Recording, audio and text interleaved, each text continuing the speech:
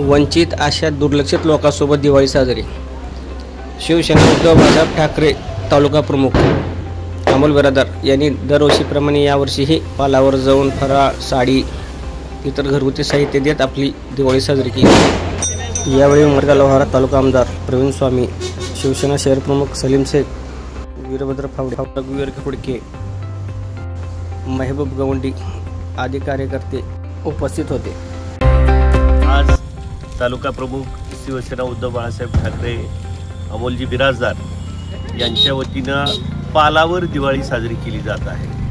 हा भटका समाज, ज्याला आपण मसंगवी समाज म्हणतो, कल्लेमूळ वस्तीमध्ये आज गेली अनेक वर्ष अमोल बिराजदार आणि त्यांचे सहकारी हा जो उपक्रम करत आहे। खरं तर या पालावरची दिवाळी ही कशी असते आपण अनुभवलेली आहे।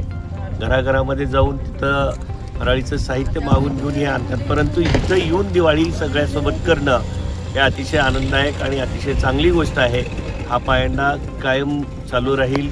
अमोलच्या सोबत पुढच्या वर्षीपासून आम्ही पण असू आणि या सगळ्या बांधवांना, पालावरच्या बांधवांना मी दिवाळीच्या मनपूर्वक शुभेच्छा या ठिकाणी देतो। इथं आपल्याला चांगली गोष्टी केलं, कधीही कोणत्या गोष्टीला कम केलं नाही आणि कधीही आपल्याला दुकानं केलं नाही आपल्याला, आणि त्या गोष्टीला आपल्याला चांगली गोष्टी केलेल्या आहेत आणि त्या गोष्टीमध्ये आम्हाला आनंद आहे सगळं।